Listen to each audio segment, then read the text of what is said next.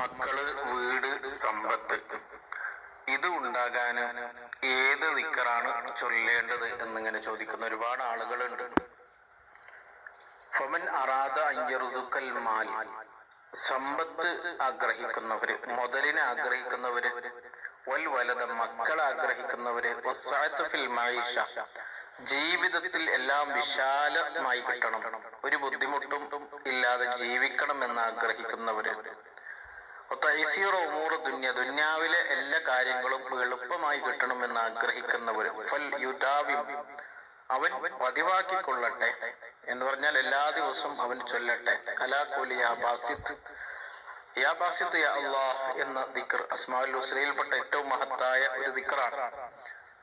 ഇസ്ലാനും 72 പ്രാവശ്യം 72 പ്രാവശ്യം ചൊല്ലിയാൽ അല്ലാഹു സുബ്ഹാനഹു വ തആല അവന്റെ ജീവിതത്തിൽ സമ്പത്ത് നൽകും, മക്കൾ നൽകും, വീട് നൽകും, വാഹനം നൽകും, ജീവിതത്തിൽ എല്ലാ ഐശ്വര്യം നൽകും, എല്ലാ കാര്യങ്ങളും എളുപ്പമായി കൊടുക്കും, എല്ലാ ബുദ്ധിമുട്ടുകളും മാറ്റിക്കൊടുക്കും.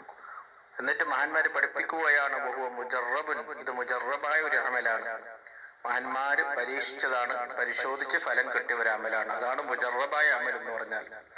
മഹാന്മാര് ഇത് ജീവിതത്തില് പതിവാക്കിയപ്പോൾ അവരുടെ ജീവിതത്തില് അല്ലാഹു സുബ്ഹാനഹു വ തആല സമ്പത്ത് കൊടുത്തു, മക്കളെ കൊടുത്തു, ജീവിതത്തിലെ വിശാലത കൊടുത്തു, എല്ലാ കാര്യങ്ങളും എളുപ്പമാക്കി കൊടുത്തു, കഷ്ടപ്പാടുകളും ബുദ്ധിമുട്ടുകളും രോഗങ്ങളും മാറ്റി കൊടുത്തു.